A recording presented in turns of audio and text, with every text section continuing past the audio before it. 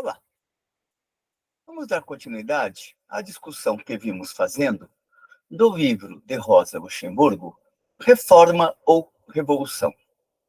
Discutiremos hoje o capítulo 4 da parte 1 do referido livro. Capítulo este que tem por título geral a política alfandegária e o militarismo. Por outras palavras, como que o capital precisa de políticas alfandegárias para se proteger num primeiro momento e vencer a concorrência externa, e num segundo momento proteger os seus produtos internamente daqueles que são mais baratos, fornecidos por outros países. E o militarismo, como uma ação contínua no interior da sociedade capitalista, a fim de atender aos próprios interesses do capital.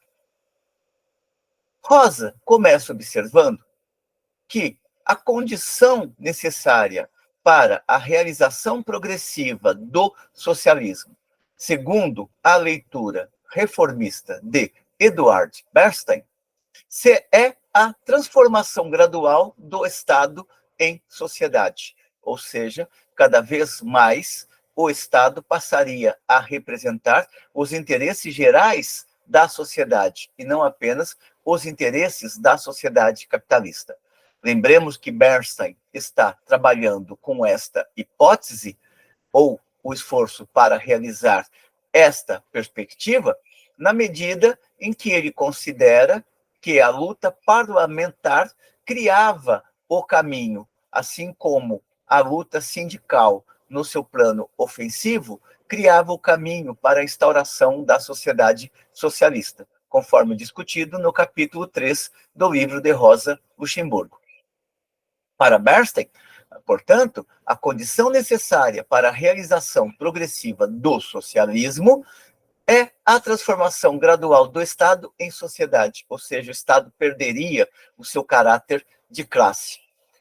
Desconsidera Bernstein, no entanto, observa Rosa, que o Estado atual é um Estado de classe e o seu desenvolvimento na fase monopólica não elimina o caráter de classe do Estado, e sim que o confirma e o intensifica.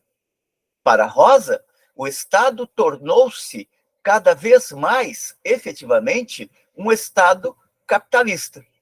E foi se tornando cada vez mais um Estado capitalista na medida em que o próprio capitalismo se transformou, saindo da sua fase concorrencial para a fase monopólica. Daí Rosa afirmar que o próprio desenvolvimento do capitalismo modificou profundamente o caráter do Estado, alargando constantemente a sua esfera de ação, impondo-lhe novas funções, particularmente no campo econômico. É cada vez mais necessária, no interior da fase monopólica do capital, a intervenção e o controle do Estado em várias esferas da vida social. Nesse sentido, a fase monopólica, ela prepara a futura fusão do Estado e da sociedade, ou seja, o desenvolvimento do capitalismo monopólico, ao desenvolver as forças produtivas, cria as condições para que, dentro de um processo que conduza a uma revolução social e, portanto, à instauração do modo de produção socialista e, posteriormente, comunista, o Estado passe verdadeiramente a ser redirecionado no sentido de atender às necessidades sociais e, neste mesmo processo, o Estado vai se dissolvendo progressivamente, conforme analisava Lenin no livro O Estado e a Revolução. Portanto, que está em pauta para a perspectiva socialista comunista não é de reconstruir o Estado e fazer com que ele continue existindo em uma outra forma societal como elemento mediador, e sim utilizar o Estado enquanto mediação para conduzir à própria extinção da forma Estado como um mecanismo de regulação da vida social. É somente nesse sentido que se pode entender a afirmação de Rosa, de que a fase monopólica do capital, que conduz o Estado a desempenhar funções cada vez mais amplas, é também a preparação para um outro estágio de desenvolvimento, no qual o Estado poderá servir de mediação para a construção de novas relações sociais de produção. Rosa observa que o desenvolvimento do capitalismo monopolista, portanto, aquela fase do imperialismo, na qual a economia está cada vez mais cartelizada e os trusts se desenvolveram, aqueles grandes complexos produtivos industriais se desenvolveram, grandes na proporção que era o século XIX para o início do século XX, que o desenvolvimento do capitalismo realizou uma transformação na própria natureza do Estado. Observa ela, o Estado atual é, antes de mais, uma organização da classe capitalista dominante. Portanto, o Estado não arrefeceu o seu caráter de classe, e sim que potencializou o seu caráter de classe. Sem dúvida que o Estado assume funções de interesse geral no desenvolvimento social, mas somente na medida em que o interesse geral e o desenvolvimento social coincidam com os interesses da classe dominante. Por outras palavras, pensando o século XIX, era claro que o Estado começava a acenar com algumas melhorias em direção à classe trabalhadora, mas só fazia isto na medida em que aquelas melhorias ou atendimento àquelas demandas satisfaziam de imediato as necessidades do capital. Daí que ela coloca o Estado assume funções de interesse geral no desenvolvimento social, mas somente na medida em que o interesse geral e o desenvolvimento social coincidam com os interesses da classe dominante. É o que acontecerá, por exemplo, no pós-Segunda Guerra Mundial, com a instauração em vários países do continente europeu daquilo que passou a ser chamado de o Estado social, que a literatura passou a chamar de o Estado social, outras de welfare state, outras de Estado-providência, ou seja, o Estado passa a atender também demandas das classes subalternas, portanto, da classe trabalhadora, mas sempre com vistas a satisfazer as necessidades novas que se colocavam para a acumulação do capital. Daí que é possível se verificar embrionariamente ou timidamente a presença de uma legislação operária. Dirá Rosa, a legislação da proteção operária, por exemplo, serve igualmente o interesse imediato da classe capitalista e os da sociedade em geral, ou seja, atende às necessidades do capital e satisfaz demandas imediatas contingentes da classe trabalhadora. Mas esta harmonia cessa num certo estágio da evolução capitalista. Por outras palavras, o Estado capitalista não fará concessões permanentes à classe trabalhadora, não atenderá permanentemente às demandas da classe trabalhadora. Quando esta evolução atinge um determinado nível, os interesses da classe da burguesia e os do progresso econômico começam a cindir-se mesmo no interior do sistema da economia capitalista. Aqui, Rosa está sendo visionária quando olhamos, por exemplo, para todo o declínio das políticas keynesianas no pós-Segunda Guerra Mundial e a proliferação ou a ampliação e aprofundamento da adoção das políticas neoliberais. Rosa ainda está distante desta conjuntura que se abriu pós-Segunda Guerra Mundial e pós os anos 60. No entanto, ela está conseguindo pegar aqui o que é a dinâmica do capital. O capital, através do Estado, consegue estender melhorias para a classe trabalhadora até um determinado momento. Mas tão logo estas melhorias comecem a comprometer a própria taxa de lucro do capital, a tendência é que o Estado volte a exercitar o seu papel essencialmente de defensor ou de representante dos interesses da classe dominante. Dois exemplos de como o Estado atua a favor da classe burguesa são dados por Rosa Luxemburgo na questão das políticas alfandegárias e o militarismo. Lembremos que sobre esses dois pontos se debruçarão também intensamente tanto Bukharin, em seu estudo sobre o imperialismo, quanto Lenin, no seu estudo sobre o imperialismo, fase superior do capitalismo. A política alfandegária e o militarismo representaram na história do capitalismo um papel indispensável e na fase monopólica passaram a dispensar um papel maior ainda. Observa Rosa que sem a proteção alfandegária, o desenvolvimento da indústria pesada nos diferentes países teria sido quase impossível. Leia-se, por isso, políticas alfandegárias, políticas protecionistas, para garantir o desenvolvimento da acumulação capitalista interna. A proteção alfandegária, no entanto, já não serve para desenvolver as indústrias jovens, mas somente para manter artificialmente as antigas formas de produção.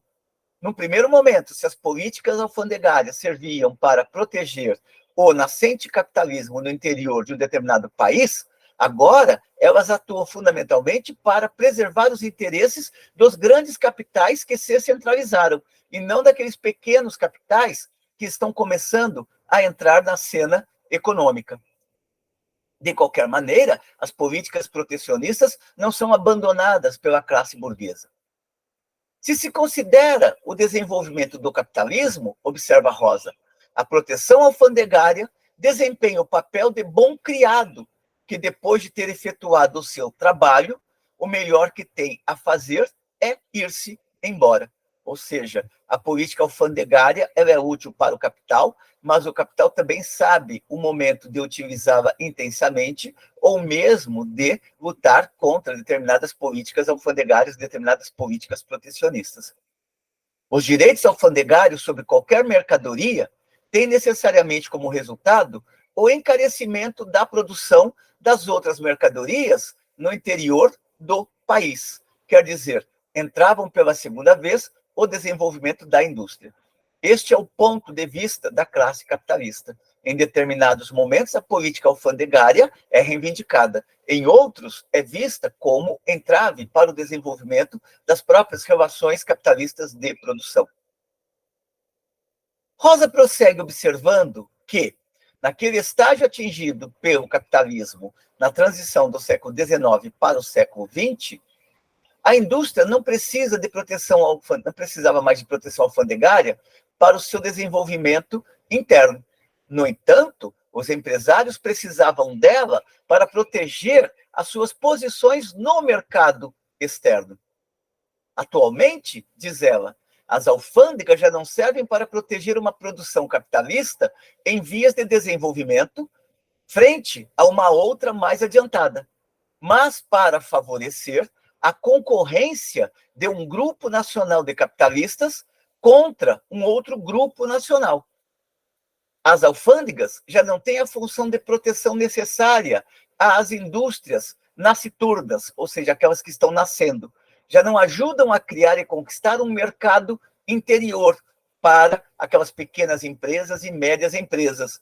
São os agentes indispensáveis à concentração da indústria, quer dizer, da luta dos produtores capitalistas contra a sociedade consumidora. O protecionismo, ele acaba se efetivando de tal maneira que acaba, inclusive, encarecendo os produtos de acesso para a sociedade. O mesmo ocorre, ou uma evolução semelhante ao das práticas alfandegárias, ocorre com o militarismo, ou ocorreu com o militarismo. No primeiro momento, a burguesia reivindicava várias políticas alfandegárias. No segundo momento, começa a domesticar essas políticas alfandegárias. A mesma coisa, o militarismo. Evolução semelhante do militarismo, observa Rosa. A guerra foi um auxiliar indispensável do desenvolvimento capitalista, sobretudo porque viabilizava conquistar matérias-primas das quais necessitava a indústria nascente de um determinado país. O capitalismo, nesse sentido, deve o seu primeiro impulso às guerras.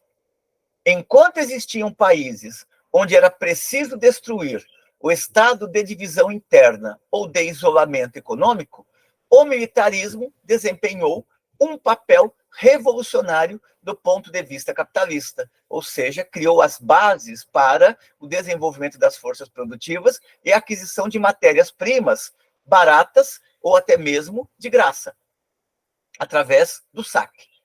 Os conflitos que ameaçam o cenário da política mundial não servem para fomentar novos mercados. Ele está se referindo àquele início do século XX. Os conflitos que hoje ameaçam o cenário da política mundial não servem para fomentar novos mercados ao capitalismo. Trata-se, fundamentalmente, de exportar para outros continentes os antagonismos europeus já existentes, ou seja, produzir guerras localizadas que atendam aos interesses do capital. São estados de economia capitalista avançada, levados ao conflito por identidade do seu desenvolvimento, que, na realidade, abalarão e desordenarão profundamente a economia de todos os países capitalistas. Significa que o desenvolvimento do capital monopólico não eliminou a concorrência entre os vários capitais. Pelo contrário, as intensificou. Feito isto, Rosa coloca algumas questões pontuais, alguns elementos fundamentais que configurariam esta fase monopólica do capital, a fase na qual tanto as proteções alfandegárias quanto o militarismo são redefinidos em relação à fase anterior, que era a fase concorrencial do capital. Diz ela, para a burguesia, o militarismo tornou-se atualmente indispensável sob 3 aspectos. Serve para defender os interesses nacionais em concorrência com outros grupos nacionais. Segundo, constitui um campo privilegiado de investimento tanto para o capital financeiro como para o capital industrial. Lembrando que o capital financeiro era aquele que resultava da fusão dos bancos com as indústrias, na leitura clássica de Hilferd. Terceiro, no interior, é útil para assegurar o seu domínio de classe sobre o povo trabalhador e todos os interesses que, em si, nada têm de comum com o progresso do capitalismo. 2 traços específicos caracterizam o militarismo atual, ou seja, aquele militarismo do início do século XX. Diz ela, 2 traços específicos caracterizam o militarismo atual. Um é o desenvolvimento geral e concorrente de todos os países. Dir-se-ia impulsionados no seu crescimento por uma força motriz interna e autônoma, fenômeno ainda desconhecido há algumas décadas. O outro é o caráter fatal, inevitável da explosão eminente, embora se desconheça o pretexto que a desencadeará, os estados que serão envolvidos, o objetivo do conflito e todas as outras circunstâncias. Rosa está dizendo o seguinte, esta concorrência que existe entre os vários capitais de vários países, portanto, esta concorrência que já não é mais de burguesia nacional contra outra parte da burguesia nacional, e sim das burguesias internacionais, ou seja, das burguesias dos diversos países, cedo ou tarde conduziria a uma guerra mundial por disputas de mercado ou então pela prevalência no interior dos mercados conquistados. Em contrapartida, o motor do desenvolvimento capitalista, o militarismo, transformou-se numa doença capitalista, uma vez que a tendência para acirramento dos conflitos e a instabilidade com a militarização das sociedades, ela intensificava cada vez mais o clima de instabilidade de uma nação em relação à outra. Para Rosa, o Estado, a sua política, portanto, a política adotada pelo Estado, assim como a política adotada pela burguesia, opõe-se ao desenvolvimento social. Ou seja, as decisões tomadas não estavam voltadas para atender aos interesses da classe trabalhadora, mas tão somente e fundamentalmente para atender aos interesses do capital. Nesse sentido, o Estado transforma-se simultânea e progressivamente num puro estado de classe, uma vez que a sua intervenção se dá fundamentalmente para garantir as taxas de acumulação, as taxas de lucro por parte do capital. Por um lado, prossegue ela, verifica-se o crescimento das funções de interesse geral do Estado, as suas intervenções na vida social, o seu controle desta, mas, por outro, o seu caráter de classe obriga-o sempre a acentuar a sua atividade coercitiva nos campos que não servem o caráter de classe da burguesia e que têm para a sociedade uma importância negativa, a saber, o militarismo e a política alfandegária e colonial. O controle social que exerce é igualmente marcado por seu caráter de classe. Portanto, o Estado pode até atuar em determinados momentos, atendendo a demandas feitas pelo conjunto da classe trabalhadora, mas, na prática, o interesse geral ou a ação mais geral do Estado está direcionada a garantir os interesses do capital.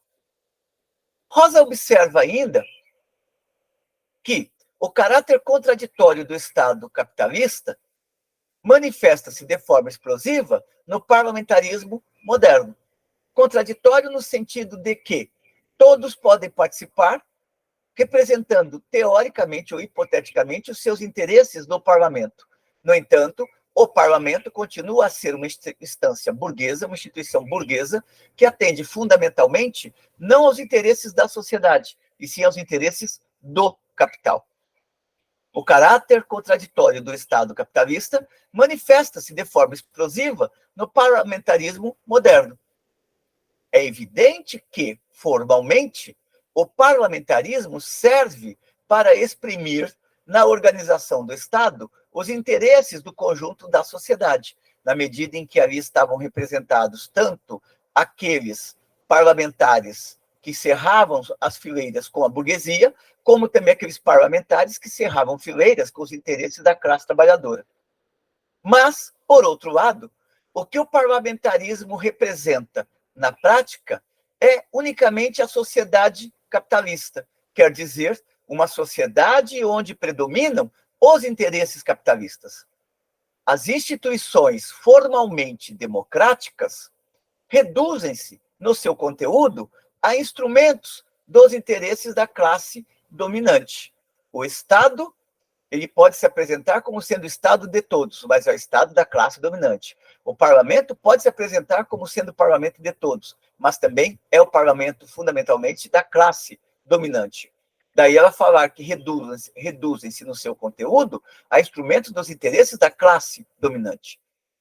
Desde que a democracia tem a tendência para negar o seu caráter de classe, uma vez que quando se fala da democracia, em nenhum momento os discursos dizem que se trata da democracia burguesa. Se apresenta a democracia como sendo a democracia do interesse de todos os membros da sociedade, uma vez que ela representaria, teoricamente, todos os membros da sociedade.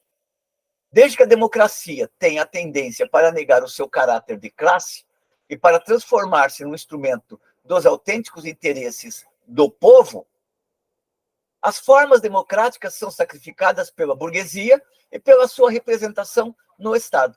De um lado, se faz todo o discurso da necessidade de defesa da democracia. De outro, esta democracia ela é colocada na prática a serviço dos interesses da burguesia.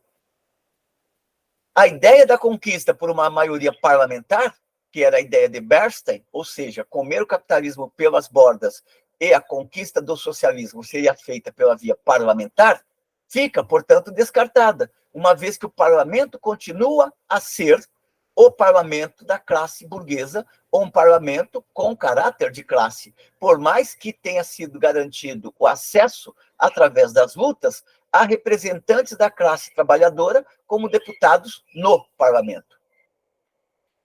A ideia da conquista por uma maioria parlamentar, preocupando-se unicamente à semelhança do liberalismo burguês com o aspecto formal da democracia, descuida-se totalmente o outro aspecto. Descuida-se totalmente do outro aspecto, do conteúdo real. E o parlamentarismo, no seu todo, não aparece de modo algum como um instrumento específico do Estado da classe burguesa, um meio de fazer amadurecer e desenvolver as contradições capitalistas. Ou seja, Bernstein está depositando a confiança no parlamento e Rosa está dizendo esta confiança no parlamento obstaculiza a compreensão clara de que o parlamento continua sendo uma instância burguesa. Conclui Rosa este curto capítulo observando que a propriedade privada tem cada vez mais a forma de exploração capitalista brutal do trabalho de outro e o controle exercido pelo Estado é cada vez mais marcado pelos interesses de classe.